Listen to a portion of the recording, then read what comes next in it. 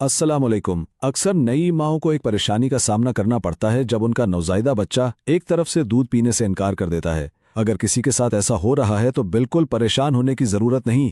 ये बहुत ही आम बात है और तकरीबन हर दूसरी माँ को इस सूरत हाल का सामना करना पड़ता है। तो सबसे पहला सवाल जहन में यही आता है कि भाई आखिर ऐसा होता क्यों है। अक्सर माएँ ये सोचकर परेशान हो जाती हैं कि शायद इस तरफ दूध कम आ रहा है। हालांकि ज्यादातर केसेस में ऐसा बिल्कुल नहीं होता, लेकिन इसमें घबराने वाली कोई बात नहीं है क्योंकि इसकी कुछ बहुत ही सादा सी वजूहात हैं और अगर हम उन्हें समझ जाएं तो इस मसले को हल करना बहुत ही आसान हो जाता है।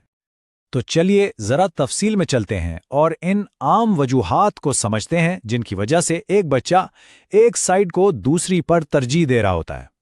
सबसे पहली और सबसे आम वजह जो सुनने में शायद बहुत मामूली लगे वो है बच्चे का आराम, यानी उसकी फीडिंग पोजीशन। हो सकता है कि बच्चे को एक खास तरफ लेटने में आराम महसूस ना हो रहा हो। ये बिल्कुल वैसे ही है जैसे हम बड़ों की सोने की कोई एक पसंदीदा साइड होती है, बच्चों का भी बिल्कुल यही मामला है। अगर उन्हें एक तरफ लेटकर वो सुकून और तहफ़्फ़ुज़ का एहसास ना मिले तो वो फौरन बेचैनी दिखाना शुरू कर देते हैं। एक और बहुत अहम वजह गर्दन में हल्का सा दर्द या अकड़न हो सकती है। देखें, कभी कभी पैदाइश के अमल के दौरान बच्चे की गर्दन के पट्टू में थोड़ा सा खिंचाव आ जाता है, बिल्कुल वैसे ही जैसे गलत तरीके से सोने से हमारी गर्दन अकड़ जाती है। अब इसकी वजह से बच्चे के लिए एक खास तरफ सर मोड़ना मुश्किल या तकलीफदेह हो सकता है। एक और वजह जिसे अक्सर नज़रअंदाज कर दिया जाता है वो है कान का दर्द।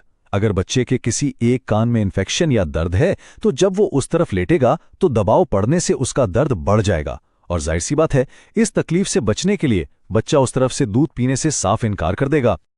तो चलें एक नज़र डालते हैं इन तमाम मुमकिना वजूहात पर। फीडिंग की पोजीशन का आरामदा ना होना, गर्दन में दर्द या अकड़न, दूध का बहाव बहुत तेज होना जिससे बच्चा घबरा जाए, कान का दर्द, निपल की साख्त में दोनों तरफ थोड़ा सा फर्क या फिर कभी-कभी सिर्फ एक ही तरफ से पीते रहने की आदत बन जाना। अच्छा, वजूहात तो हमने जान ली, लेकिन ये कैसे पहचाना जाए कि मसला वाकई है क्या? आइए इन खास अलामात पर नज़र डालते हैं जो इस मसले की तरफ इशारा करती हैं। इन अलामात को पहचानना बहुत आसान है। क्या बच्चा एक तरफ दूध पीते हुए चिड़चिड़ा हो जाता है या बार बार अपना मुंह दूसरी तरफ मोड़ लेता है? क्या वो दूध पकड़ते ही फौरन छोड़ देता है या फिर अपनी गर्दन को एक खास तरफ मोड़ने से बचता है जबकि दूसरी तरफ बिल्कुल आराम से पीता है? अगर ऐसा हो रहा है तो ये बहुत वाज़ेह इशारे हैं। और अब आती है सबसे अच्छी खबर, वो ये कि इस मसले का हल अक्सर हमारी सोच से भी ज्यादा आसान होता है और हमारे अपने ही हाथ में होता है। तो परेशान होने के बजाय आइए इन अमली तरीकों को देखते हैं जो फौरन मदद कर सकते हैं। सबसे पहला और सबसे आसान काम, बच्चे की पोजीशन बदल कर देखें। कभी क्रॉस क्रेडल होल्ड आजमाएं तो कभी फुटबॉल होल्ड। क्या पता बस यही छोटी सी तब्दीली काम कर जाए। हमेशा फीडिंग उस साइड से शुरू करें जो बच्चे को पसंद है और जब वो थोड़ा पुरसुकून हो जाए तो आहिस्ता सा दूसरी तरफ ले जाएं। अगर गर्दन में अकड़न का शक हो तो हल्के गर्म तेल से बहुत नरमी से मसाज करना बहुत फायदा दे सकता है। और आखिर में कान के आसपास हल्के से छू कर देखें कि कहीं दर्द की वजह से तो बच्चा बेचैन नहीं हो रहा। अब आते हैं दूध के तेज बहाव के मसले पर। अगर एक तरफ दूध का बहाव इतना तेज है कि बच्चा घबरा जाता है या उसे निगलने में मुश्किल होती है तो इसका एक बहुत ही आसान हल है। बच्चे को पिलाने से सिर्फ 1 या 2 मिनट पहले थोड़ा सा दूध पंप कर लें ताकि जो शुरू की तेजी है वो कम हो जाए।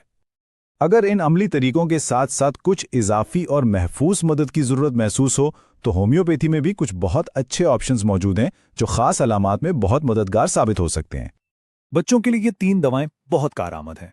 अगर बच्चा बहुत गुस्से में हो और दूध पकड़ने से ही इनकार कर ले तो चमोमिला 30, गर्दन में अकड़न या पट्ठों में तनाव के लिए मैकफॉस 6X, और अगर कान में दर्द की अलामत हो और छूने पर बच्चा रोए तो बेलाडोना 30 बेहतरीन काम करती है।